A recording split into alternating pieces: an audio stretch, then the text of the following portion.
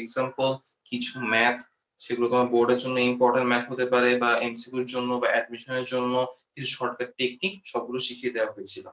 এরপরে আমরা পড়েছিলাম আদর্শ গ্যাসের জন্য গ্যাসের যে গতি তত্ত্ব সে সম্পর্কে কিছু ম্যাথ।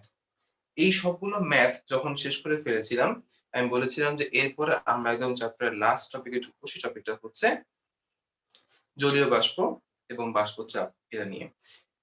আমরা বলেছিলাম আগেই যে আমাদের এই চ্যাপ্টারটা কিন্তু মেইনলি দুইটা পার্টে ভাগ করা। একটা হচ্ছে কি আইডিয়াল গ্যাস, মানে আদর্শ গ্যাস, এই সম্পর্কিত সব ধরনের সূত্র যেগুলো কিন্তু আমরা এই পর্যন্ত পড়ে এসেছি।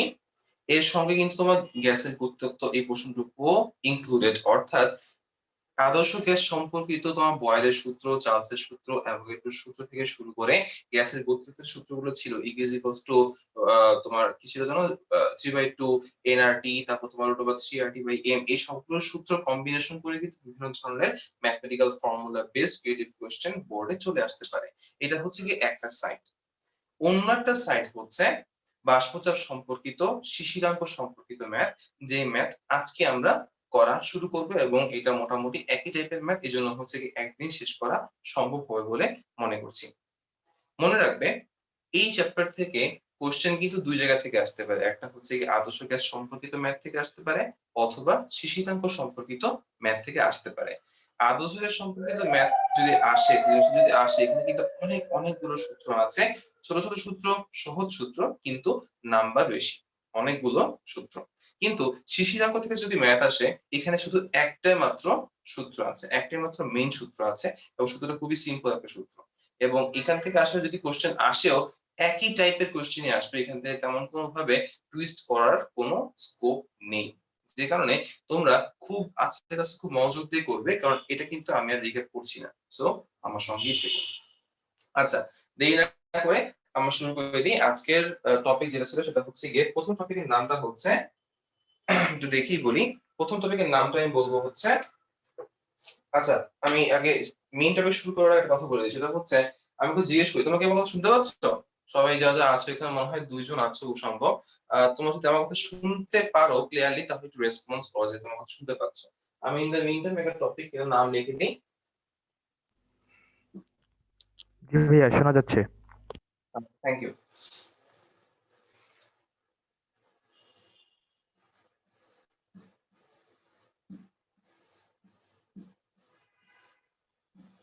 আমাদের আজকের টপিকটা হচ্ছে প্রধানত আর্দ্রতা। তোমাদের কারো কিছু একটু ধারণা, এটা মোটামুটি কিন্তু অনেকেই ধারণা থাকে। ইভেন আমরা যখন তোমার ছোটবেলায় যখন টিভি দেখতাম, তখন কিন্তু অ্যাকচুয়ালি একটু পর পর আবহাওয়া সংবাদ হতো, তখন কিন্তু বলা হতো যে হ্যাঁ আজকে আর্দ্রতা হচ্ছে কি এত। ইভেন পত্রিকার মধ্যে কিন্তু প্রত্যেকদিন লেখা থাকে যে আগের দিন আর্দ্রতা কত ছিল। তো আর্দ্রতা বলতে অ্যাকচুয়ালি কি মিন করে, কেউ কি একটু আমাকে বলতে পারবে?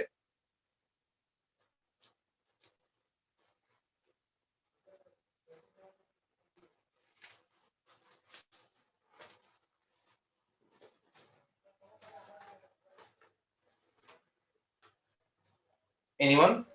বায়ুতে কতটুকু জলীয় বাষ্প আছে এগুলো বোঝায়। এক্স্যাক্টলি, মানে বায়ুতে কতটুকু জলীয় বাষ্প আছে। ফর এক্সাম্পল, আমাকে তুমি বলতে পারবে যে ধরো তোমার ধরো বর্ষাকাল আর হচ্ছে গিয়ে ধরো শীতকাল, কোন সময় আর্দ্রতা বেশি হবে, কেউ বলতে পারবে? শীতকাল, সরি বর্ষাকাল। বর্ষাকালে আর্দ্রতা বেশি হবে। কেন বেশি হবে? বিকজ আমাদের বর্ষাকালে জলীয় বাষ্প এই আবহাওয়ার মধ্যে বা বায়ুমণ্ডলের মধ্যে অনেক বেশি পরিমাণে থাকে। ঠিক আছে, এই জন্য বর্ষাকালে যেহেতু তোমার বায়ু বেশি পরিমাণ, পানি বেশি পরিমাণে আছে, সেই কারণে বর্ষাকালে জলীয় বাষ্পের পরিমাণটা বেশি, আর্দ্রতাও বেশি। বাই দ্য ওয়ে, এর ইংরেজি নামটা কি জানো? এটা হচ্ছে কি হিউমিডিটি। আচ্ছা, ফর এক্সাম্পল আমরা যদি চিন্তা করি, বর্ষাকাল যেটা বলছিলাম, ধরো rainy season, rainy season, rainy season, আর এটা মনে করো উইন্টার সিজন। ঠিক আছে, তো রেইনি সিজনে কিন্তু তোমার হিউমিডিটির পরিমাণটা কিন্তু বেশি থাকবে। ফর এক্সাম্পল ধরো 75% এরকম থাকবে। আর শীতকালে এটার পরিমাণটা কমে যাবে, কমে হয়ে যায় মনে করো 20% আর 30% এরকম হয়ে যাবে। এই পার্সেন্টেজ লেভেলটা যত কম হবে, তত শুষ্ক বায়ু হবে। এটা খুব ভালো করে মনে রাখবে। আচ্ছা, এটা তোমার গেল কিন্তু হচ্ছে গিয়ে টাইমিং, ঠিক আছে? একই স্থানে যখন ডিফারেন্ট কাল আসে বা মৌসুম আসে, তখন এরকম পার্সেন্টেজ লেভেল তোমার কম বেশি ভ্যারি করে।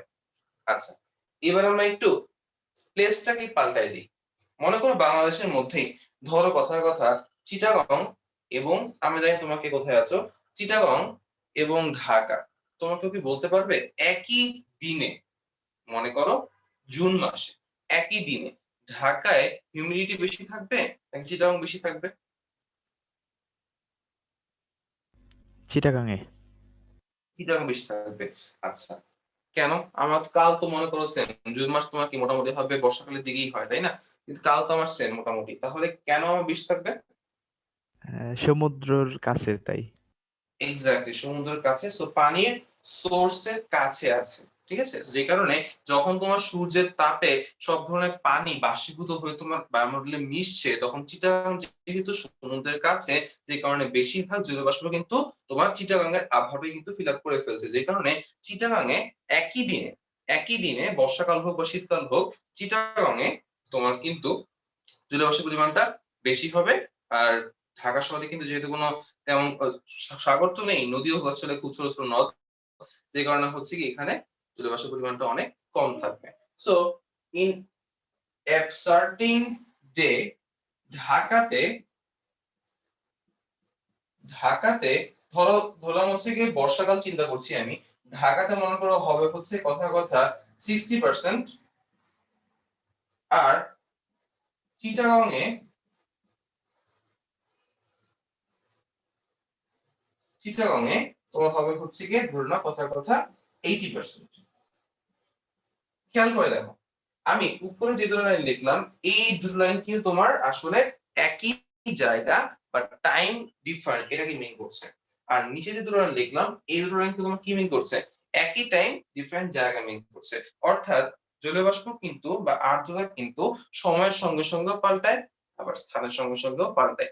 বাংলাদেশে এভারেজ একটা পার্টিকুলার দিনে বাংলাদেশে এভারেজ তোমার যে জলীয়বাষ্প পাওয়া যাবে, অবভিয়াসলি তোমার সাহারা মরুভূমিতে সেম পাওয়া যাবে না, অবভিয়াসলি তোমার ধরো আফ্রিকায় সেম পাওয়া যাবে না, ঠিক আছে? ডিফারেন্ট কান্ট্রিতে, ডিফারেন্ট এলাকাতে ডিফারেন্ট জলবাষ্প বা আর্দ্রতা পাওয়া যাবে। আচ্ছা, তাহলে আর্দ্রতা বলতে আসলে কি মিন করে? আর্দ্রতা বলতে তোমার অ্যাকচুয়ালি মিন করে কোন একটা জায়গার মধ্যে বা কোন একটা সার্টেন প্লেসে কি পরিমাণে জলবাষ্প আছে, অথবা ঘুরে বললে ওই জায়গার বাতাস কি পরিমাণে ভেজা বা কি পরিমাণে শুষ্ক। এখন আমার একটা কোশ্চেন হচ্ছে, এগুলো আমার জেনে লাভটা কি? এগুলো জেনে আমার কি হবে? মানে এর কোশ্চেনটা হচ্ছে এরকম যে এইটার কোনো ইউজ অ্যাকচুয়ালি আছে কি না, বা এর কোনো ক্ষতি আছে কিনা। ফর এক্সাম্পল, জলীয় বাষ্প কম হলে নাকি বেশি হলে, কোনটা হলে আমি কাপড় শুকাতে বেশি স্বাচ্ছন্দ্য বোধ করবো, বলতে পারবা?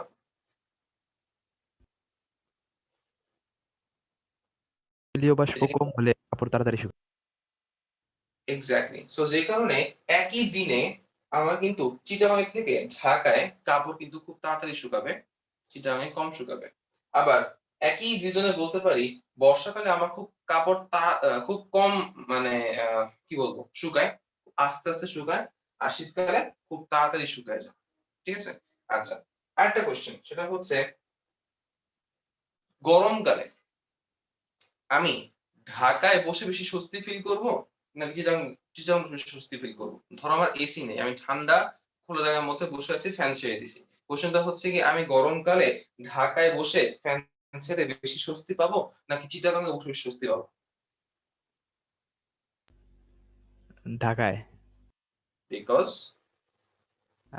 আর্দ্রতা কম। আর্দ্রতা কম, যে কারণে আমার গায়ের ঘাম খুব তাড়াতাড়ি শুকানো যাচ্ছে। এক্স্যাক্টলি, গরম লাগা এবং অস্বস্তি লাগার মধ্যে কিন্তু পার্থক্য আছে। তোমার যদি প্রচন্ড লেভেলে তোমার যদি হিট দেওয়া হয়, বা তোমার আর্দ্রতা লেভেল অনেক কম, লাইক মনে করো ফর এক্সাম্পল সৌদি আরব, ঠিক আছে? এইসব জায়গায় তোমার দেখা গেছে সৌদি আরবে তোমার হিউমিডিটি পরিমাণ সে 5% মনে হয় কিনা আমার সন্দেহ, ঠিক আছে? 5-10% ম্যাক্সিমাম হতে পারে এরকম। কিন্তু ওদের কিন্তু প্রচন্ড গরম, লাইক 40-50 সেন্টিগ্রেড এরকম হতে পারে, টেম্পারেচার কিন্তু অনেক অনেক বেশি। বাট তাদের আর্দ্রতা লেভেলটা কিন্তু অনেক অনেক কম, যে কারণে ওখানে প্রচন্ড হিট থাকা সত্ত্বেও ওদের কিন্তু অস্বস্তি লাগে না, ঠিক আছে? আর আহ, আমাদের দেশে কি হচ্ছে, তোমার টেম্পারেচার কিন্তু তেমন একটা বেশি বাড়ছে না, মনে করো 30-35 সেন্টিগ্রেড ম্যাক্সিমাম হতে পারে, কিন্তু এর আর্দ্র লেভেলটা কিন্তু অনেক বেশি। যেমন ধরো গরমকালেই হচ্ছে তোমার দেখা যাচ্ছে কত, ধরো কথা কথা 20% 30% হয়ে যাচ্ছে, শীতকালে সরি বর্ষাকালে মতো হচ্ছে গিয়ে 75% হয়ে যাচ্ছে। যে কারণে বাংলাদেশের মতো জায়গায় ট্রপিক্যাল কান্ট্রিগুলোতে কিন্তু তোমার দেখা যাচ্ছে টেম্পারেচার খুব বেশি বৃদ্ধি না পেলেও ওখানে তোমার আর্দ্রতার পরিমাণটা বেশি হবার কারণে খুব বেশি পরিমাণ অস্বস্তি লাগে। ওখানে কিন্তু মানুষ বেশি ঘামে না, এখানে মানুষ বেশি ঘামে, এটা হচ্ছে কি পার্থক্যটা। আচ্ছা, তাহলে এনাফ পরিমাণ আর্দ্রতা নিয়ে কথাবার্তা হলো, এটা আমার তেমন বেশি লাগবে না, বিকজ এটা কিন্তু আসলে ফর বলতে পারো হচ্ছে কি একেবারে রেগুলার একটা লোকাল টার্ম যে আর্দ্রতা। আমাদের ফিজিক্সে আর্দ্রতার চেয়ে যে টপিকটা বেশি ইম্পর্টেন্ট সেটা হচ্ছে গিয়ে পরম আর্দ্রতা। সবচেয়ে ইম্পর্টেন্ট টপিকটা পরে বলতেছি, আগে সেকেন্ড টপিকটা বলি, সেটা হচ্ছে গিয়ে পরম আর্দ্রতা। ঠিক আছে, পরম আর্দ্রতা এইটা হচ্ছে একটা ম্যাথমেটিক্যাল টার্ম। আগেটা কিন্তু ম্যাথমেটিক্যাল টার্ম ছিল না, জাস্ট সিম্পলি একটা জাস্ট নরমাল মেজারমেন্ট যে কতটুকু গরম কতটুকু ঠান্ডা এরকম।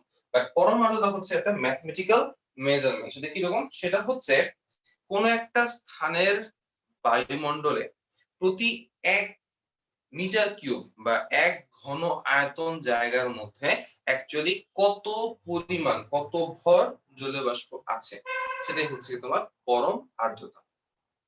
যেমন ধরো কথার কথা, আমার এতটুকু জায়গার মধ্যে মনে করো মোট 1 2 3 4 5 কণা পানি আছে, জলীয় বাষ্প আছে। আর এক্স্যাক্টলি সেম স্পেসিফিক মানে এরিয়ার মধ্যে ডিফারেন্ট লোকেশনে মনে করো 1 2 3 4 5 6 7 8 9টা জলীয় বাষ্প কণা আছে। অবভিয়াসলি আমার এই জায়গায় জলীয় বাষ্পের পরিমাণটা বেশি, সো আর্দ্রতা বেশি হবে। অবভিয়াসলি এই জায়গায় আর্দ্রতা কম হবে। কথা কথা ধরে নিচ্ছি এটা হচ্ছে কি আমার ঢাকা ডি দিয়ে লিখলাম, এটা চিটাগং আমি সি দিয়ে লিখলাম। ঠিক আছে, এই যে আমি সি দিয়ে লিখলাম। আচ্ছা, এখন কথা হচ্ছে আমি বুঝতে পারতেছি দেখে বা আমি অবস্থান করে বুঝতে পারতেছি ফিল করে যে হ্যাঁ আমার এখানে অ্যাকচুয়ালি কম বা বেশি পরিমাণে হচ্ছে অস্বস্তি লাগতেছে। বাট এটা মেজারমেন্ট করব কিভাবে? মেজারমেন্টটা করা হয় হচ্ছে গিয়ে এই যে পরম আর্দ্রতার হিসাবে। সেটা হচ্ছে প্রতি 1 মিটার কিউবে কত কেজি জলীয় বাষ্প আছে, সেটা হচ্ছে গিয়ে ওই জায়গার পরম আর্দ্রতার পরিমাণ। অর্থাৎ পরম আর্দ্রতার যে একক সেটা হচ্ছে kg per metre cube, kg per metre cube, এটা হচ্ছে তোমার পরম আর্দ্রতার ইউনিটটা।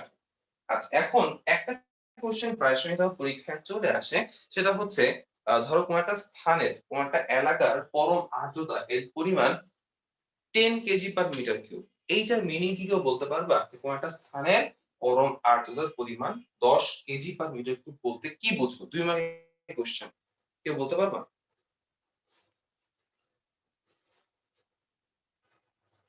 প্রতি ঘন মিটারে 10 কেজি জলীয় বাষ্প আছে। মিটারে? ঘন মিটারে। ঘন মিটারে, হ্যাঁ এক্স্যাক্টলি। 10 কেজি মিটার বলতে 1 মিটার কিউব এরিয়ার আয়তনের মধ্যে 10 কেজি পরিমাণ তোমার কি জলীয় বাষ্প আছে। আচ্ছা, খুব ভালো কথা, গুড, ভেরি গুড, হয়ে গেছে। এটা গেল পরম আর্দ্রতার সংজ্ঞাটা। এইবারে আমরা আসবো হচ্ছে গিয়ে একেবারে মেইন টপিকে আস্তে আস্তে ঢুকতেছি আমরা। পরম আর্দ্রতা কিন্তু হয়ে গেল, আর্দ্রতা হয়ে গেল, পরম আর্দ্রতাও হয়ে গেল। আগে তোমার ছিল হচ্ছে গিয়ে বেসিক পার্টটুকু, পরে তোমার হচ্ছে গিয়ে ম্যাথমেটিক্যাল পার্ট। এইবার আমরা আসবো হচ্ছে গিয়ে শিশিরাঙ্ক। এই টপিকটা কিন্তু খুবই ইম্পর্টেন্ট, সো খুব ভালো করে মাথায় রাখবা। শীতকালে শিশির পরে আমরা খুব ভালো মতো জানি, ঠিক আছে? তো জিনিসটা হচ্ছে এরকম, কথার কথা, শীতকালে মনে করো তোমাদের বাসায় বা তোমাদের বাসা বাদ দাও, তোমার এলাকায় মনে করো কথার কথা, তোমার দিনের বেলা চুলায় পানি গরম করলা, শীতকালে পানি গরম করলা, সার্টেন লেভেলে তোমার হচ্ছে কি জলীয় বাষ্প তোমার বায়ুমণ্ডলে মিশে গেল, সমস্যা নেই। বাট বিকাল বেলায় সবার কিন্তু মোটামুটি সব বাসাতেই তোমার কিন্তু পানি টানি গরম করা শেষ। সো তোমার ওই এলাকা চিটাং না হয় যেখানে তোমার সমুদ্র মুদ্র আছে থাকলে সমস্যা নেই। বিকালে তোমার তো হচ্ছে গিয়ে সূর্য পড়ে গেল, তখন তোমার তো কোনো বাষ্প তো উৎপন্ন হচ্ছে না, তাই না? তার মানে বিকাল থেকে শুরু করে সারা রাত পর্যন্ত একটা সার্টেন এরিয়াতে কিন্তু জলীয় বাষ্পের পরিমাণটা ফিক্স থাকলো। কিন্তু মজাটা হচ্ছে রাত যত গভীর হওয়া শুরু করবে টেম্পারেচার তত কমা শুরু করবে। ভালো কথা। টেম্পারেচার কমতে, আচ্ছা বাই দ্য ওয়ে, কেন কমবে বলতে পারবা? রাতের বেলা টেম্পারেচার কেন কমে শীতকালে বা যে কোনো সময় রাতের বেলা টেম্পারেচার কেন কমে? গাছপালা তাপ শোষণ করে। তো দিনের বেলা শোষণ করে না? আর রোদ্রে তা পূরণ হয়ে যায়। আচ্ছা মানে দিনের বেলা রোদ আছে, সূর্যের উপর রোদ নাই, তাই না? সন্ধ্যার সময় তাহলে তো হচ্ছে গিয়ে সবসময় একই টেম্পারেচার থাকার কথা, সে তো হয় না। সন্ধ্যার সময় সূর্য নাই, 7টার সময় যে টেম্পারেচার, রাত 2টায় কি সেম টেম্পারেচার ফিল করো? গতকালকে সূর্য যখন ডুবছে তখন তোমার যতটুকু টেম্পারেচার লাগছে, রাতে শোয়ার সময় কি সেম টেম্পারেচার লাগছে না শীত বেশি লাগছে? বেশি লাগছে। কেন ওটা জিজ্ঞেস করতেছি। ওটার রিজনটা হচ্ছে আশেপাশে যত এলিমেন্ট তুমি দেখবা, যত পদার্থ তোমার আছে, লাইক মাটি, গাছপালা, ঘাস, বালি, সবকিছু তোমার কিন্তু হচ্ছে গিয়ে যখন তোমার সূর্য ডুবে যায় তখন তারা কিন্তু দিনের বেলা হচ্ছে গিয়ে সব শোষণ করে, ঠিক আছে? বাট রাতের বেলা সূর্য যেহেতু নাই, ওরা সব তাপ বিকিরণ করে করে নিজেরা ঠান্ডা হয়ে যায়, ঠিক আছে? এখন কোন কোন পদার্থের এই বিকিরণ করার হার অনেক বেশি, তাপ বিকিরণ করার হার অনেক বেশি, কোন কোন পদার্থের তাপ বিকিরণ করার হারটা কিন্তু কম। ফর এক্সাম্পল, মনে করো মাটি আর মনে করো হচ্ছে বালি, ঠিক আছে? যেমন ধরো চিন্তা করি আমরা যে ধরো আহ ঢাকা শহর মাটি আর মনে করো সৌদি আরব বালি, ঠিক আছে? আচ্ছা, তো ঢাকা শহরের মধ্যে মাটি আছে, মাটি যে পরিমাণে তাপ বিকিরণ করে এটা কিন্তু খুব কম, যে কারণে সারা রাত ধরে মনে করো ম্যাক্সিমাম ধরো 4-5 ডিগ্রি সেন্টিগ্রেড টেম্পারেচার কমতে পারে, ঠিক আছে? আর সৌদি আরবের দিকে যখন তোমার বালি আছে সেখানে তোমার কিন্তু রেটটা অনেক অনেক বেশি, যেই কারণে এমনও হয় যে আহ, দিনের বেলা হচ্ছে কি 50 ডিগ্রি সেন্টিগ্রেড টেম্পারেচার আর রাতের বেলা শীতে কাঁথা নাও রাখতেছে, লাইক মনে করো 20 ডিগ্রি 15 ডিগ্রি হয়ে গেছে। টেম্পারেচার ডিফারেন্স তোমার হচ্ছে কি প্রায় কত, 30 থেকে 35 ডিগ্রি ডিফারেন্স, ঠিক আছে?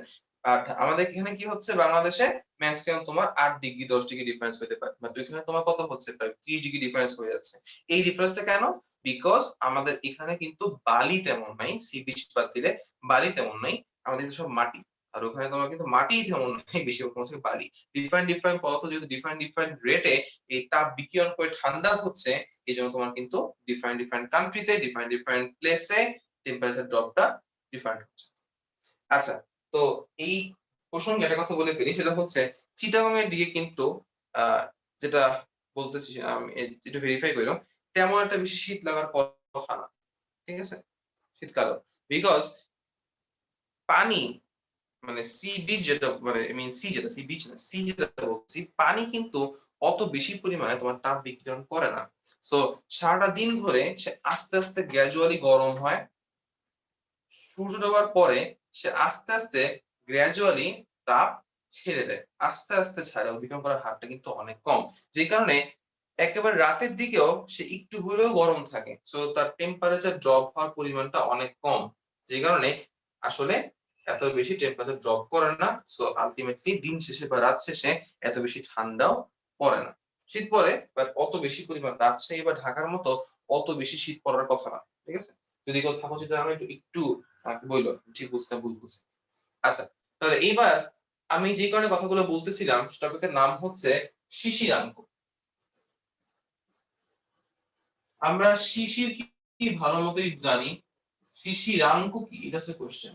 শিশির হচ্ছে তোমার কি, রাতের বেলা যখন তোমার হচ্ছে গিয়ে কি বলবো, বৃষ্টির মতো কুয়াশা, তাই না, কুয়াশা তোমার যখন ভাসে, বৃষ্টির মতো পড়ে না, ভাসে, তখন তাকে বলতেছি আমরা শিশির। অ্যাকচুয়ালি কুয়াশায় শিশির বলি না, কুয়াশা যখন তোমার হচ্ছে পার্টিকুলার বস্তুর গায়ে তোমার লেগে তখন পানির কণা যখন তোমার থাকে তখন তাকে আমরা বলি হচ্ছে গিয়ে শিশির, ঠিক আছে?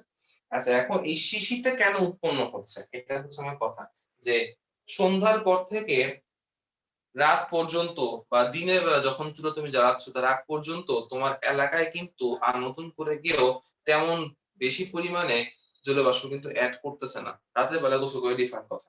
কিন্তু কথা হচ্ছে যে এমনিতে যদি তোমার একটা পার্টিকুলার এরিয়াতে তুমি যদি জলীয় বাষ্পের পরিমাণ নিজে থেকে বৃদ্ধি না করো, সবসময় যদি তোমার জলীয় পরিমাণটা ফিক্সড থাকে, দ্যাট মিন্স তোমার আর্দ্রতা পরিমাণটা ফিক্সড, তাহলে সন্ধ্যার পর শিশির তোমার তো অবভিয়াসলি রাত 3টা-4টার সময় হওয়ার কথা না, কারণ সন্ধ্যার পর থেকে কিন্তু তোমার জলীয় বাষ্পটা বা শিশির যেখান থেকে হচ্ছে যে পানির পরিমাণটা এটা কিন্তু ফিক্সড আছে। তাহলে কেন আমার শিশিরটা শুধুমাত্র রাতের বেলায় জমতেছে, কেন সন্ধ্যার পর থেকে জমতেছে না? এর অ্যান্সারটা হচ্ছে শিশির তখনই জমবে যখন টেম্পারেচার একটা সার্টেন লেভেলে নেমে যাবে। প্রত্যেকটা এরিয়ার বাতাসেরই কিন্তু অ্যাকচুয়ালি নিজেই সম্পৃক্ত হওয়ার একটা প্রবণতা থাকে। আচ্ছা, এই কথোপকথনকে সম্পৃক্ত এবং অসম্পৃক্ত বলতে কি বোঝায় এটা বুঝায়নি। ঠিক আছে? ধরে নাও ধরে নাও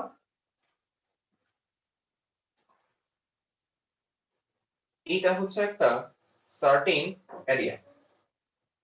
এই সার্টেন এরিয়াতে মনে করো এই মুহূর্তে কথার কথা আমার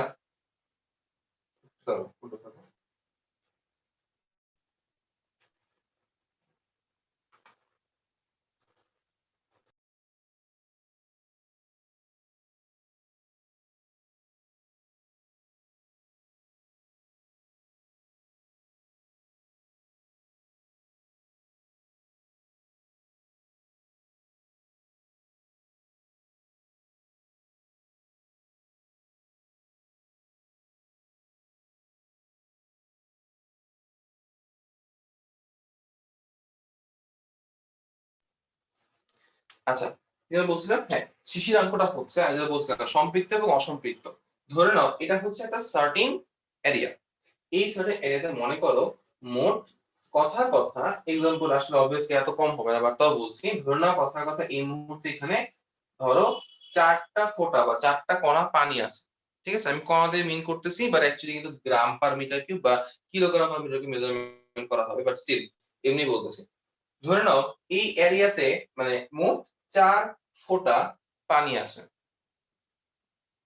এই এরিয়ার বাতাস হচ্ছে কি কাইন্ড অফ বলতে পারো একটা ধরো ব্যাগের মতো, যে একটা ব্যাগে সার্টেন লেভেল পরিমাণ বস্তু রাখার পরে আর কোনো বস্তু রাখা যাবে না, এরকম একটা অবস্থা। ঠিক আছে, ধরে নাও এই ব্যাগটা বা এই বায়ুমণ্ডলটাতে, এই এরিয়ার বায়ুমণ্ডলটাতে অ্যাকচুয়ালি সর্বোচ্চ তোমার 6টা পানির ফোঁটা থাকতে পারবে।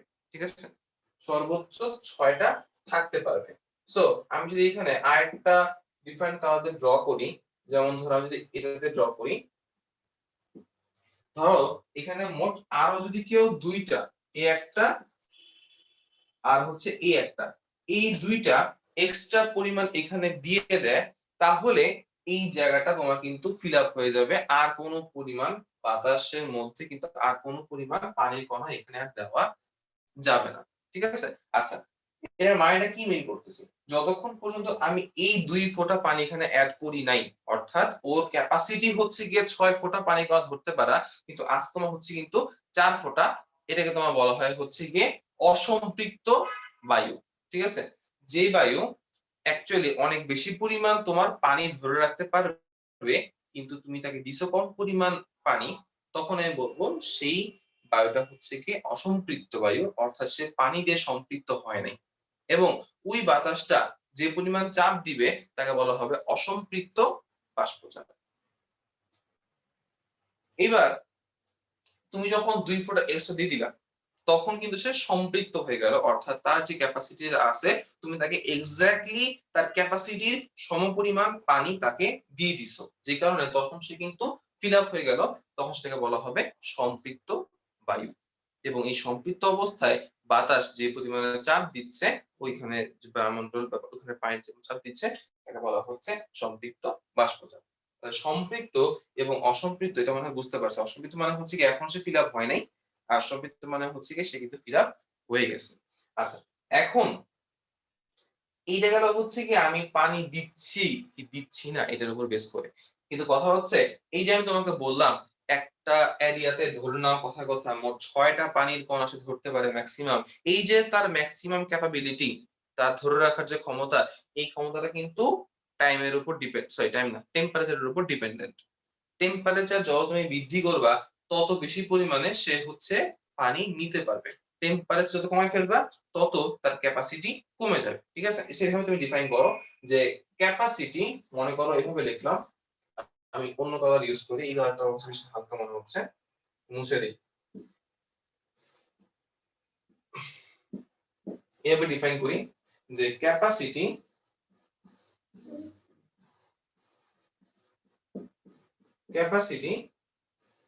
ডিপেন্ডস অন টেম্পারেচার, ঠিক আছে?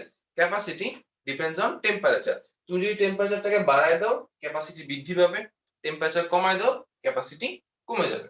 আচ্ছা, তার মানে হচ্ছে ধরে নাও কথা কথা এখানে টেম্পারেচারটা ছিল হচ্ছে, এখানে টেম্পারেচার ছিল হচ্ছে, মনে করো প্রথমে ছিল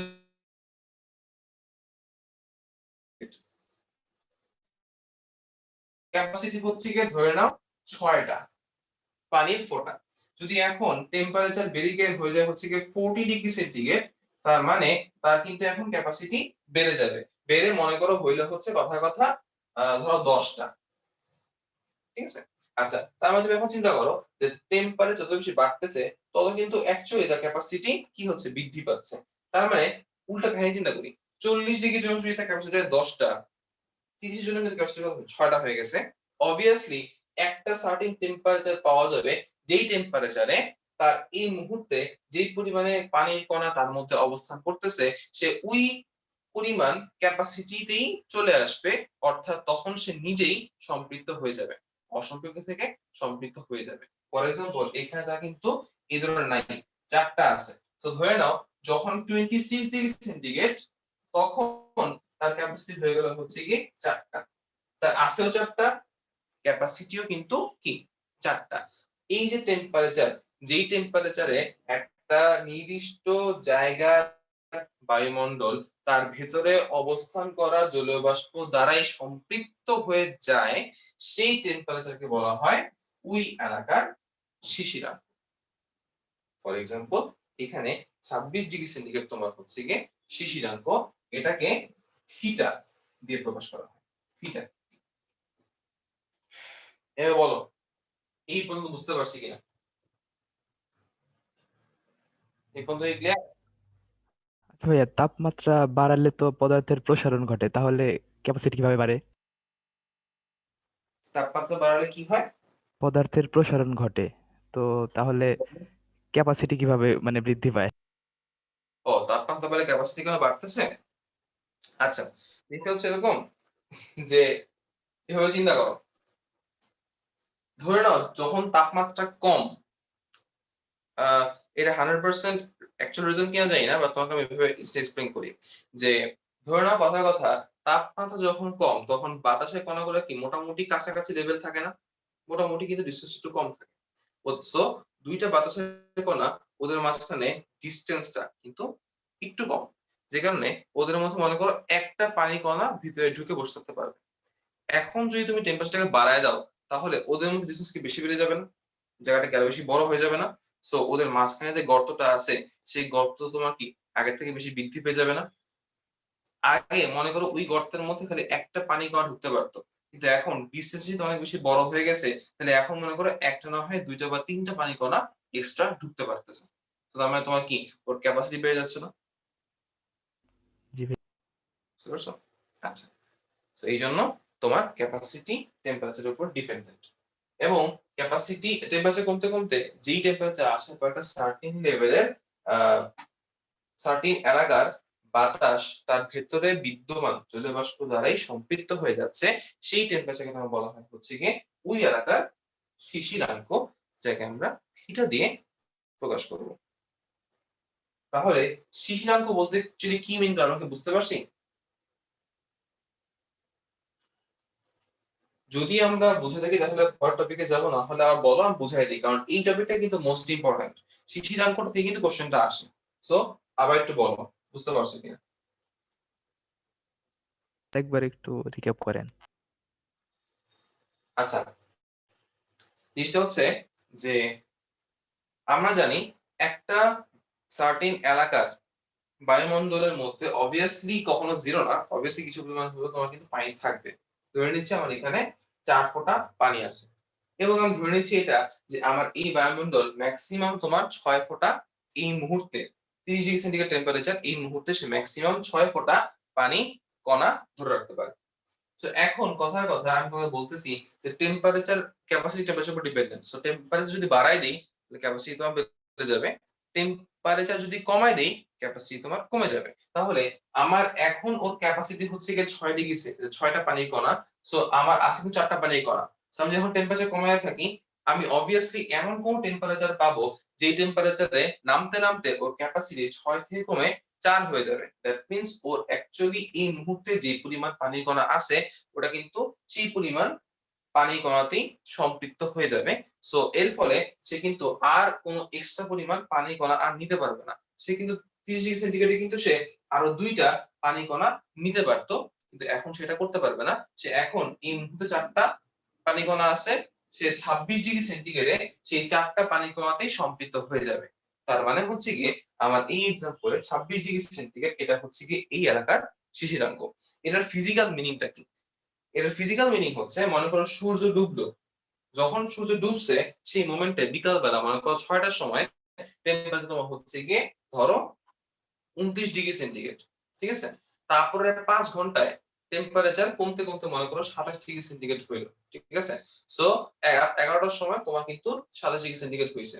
রাত 12টায় যখন তোমার 26 ডিগ্রি সেন্টিগ্রেড হবে সেই রাত 12টার সময় হচ্ছে তুমি বারান্দা থেকে দাঁড়ালে দেখতে পাবে যে হ্যাঁ তুমি আশপাশে সব একদম কুয়াশায় আচ্ছন্ন হয়ে গেছে। রাত 12টার আগ পর্যন্ত তুমি কোনো কুয়াশা দেখবা না। 26 ডিগ্রি সেন্টিগ্রেড নামার পরে কিন্তু সে হচ্ছে গিয়ে শিশিরাঙ্কে পৌঁছে গেছে। তার মানে হচ্ছে গিয়ে এই টেম্পারেচার থেকে শিশির পড়া শুরু। শিশিরাঙ্গ মানে শিশির পড়া এখান থেকে শুরু হচ্ছে। ঠিক আছে? এবং দিন সারা রাত ধরে কিন্তু টেম্পারেচার কমতেই থাকবে। শিশির তোমার কিন্তু ঘন আকারে পড়তেই থাকবে। তারপর একেবারে যখন সূর্য ওঠা শুরু করবে তখন তোমার আবার ক্যাপাসিটি আস্তে আস্তে বেড়ে যাওয়া শুরু করবে। ঠিক আছে? এবং তারপর আস্তে আস্তে যখন রোদ উঠবে তখন তুমি দেখতে পাবে যে হ্যাঁ তোমার গাছের পাতার মতো তোমার হচ্ছে গিয়ে অনেক বেশি পরিমাণ তোমার শিশির জমা করে আছে। এই পর্যন্ত ক্লিয়ার? জি ভাইয়া, ক্লিয়ার। আচ্ছা, যদি এই পর্যন্ত ক্লিয়ার হয় তাহলে আমরা একটা ছোট্ট গ্যাপ দিই। আমরা একটা ছোট্ট 10 মিনিটের গ্যাপ দিয়ে দিই। 10 মিনিটের গ্যাপ দিয়ে এরপরে হচ্ছে আমাদের এই টপিকটা শিশিরাঙ্ক থেকে কিন্তু মেইনলি তোমার কোশ্চেন গুলো আসে। একটা ছোট এক্সাম্পল দিব, না দুটো ছোট এক্সাম্পল দিব, এরপরে মেইন ম্যাথটা তোমাকে দেখাবো। এই মেইন ম্যাথটা যখন তোমরা দেখবা পরীক্ষা কিন্তু 3 নম্বর ম্যাথটাই আসবে। আগের 2 টাইপের ম্যাথ তোমার হচ্ছে কি আসলে মেইনলি এমসিকিউ টাইপের কোশ্চেন আসে, বাট সমস্যা নেই, একই টাইপেরই ম্যাথ সবগুলো, একই ধাঁচের ম্যাথ, সমস্যা হবে না আশা করি। সো তোমরা আমার সঙ্গেই থাকবা। মনে রাখবা এই এর পরের যে টপিকটা পড়াচ্ছি মানে এই 10 মিনিটের গ্যাপে পরের যে টপিকটা পড়াবো 3 টাইপের ম্যাথ করাবো। এই 3 টাইপ ম্যাথ কিন্তু তোমার অ্যাডমিশনে আসতে পারে, বোর্ডে আসতে পারে, অবভিয়াসলি কলেজে তো আসতেই পারে। ঠিক আছে? সো তোমরা 10টা মিনিট গ্যাপ নাও, গ্যাপ নিয়ে আবার হচ্ছে কি আমরা জয়েন করব। সঙ্গেই থাকো।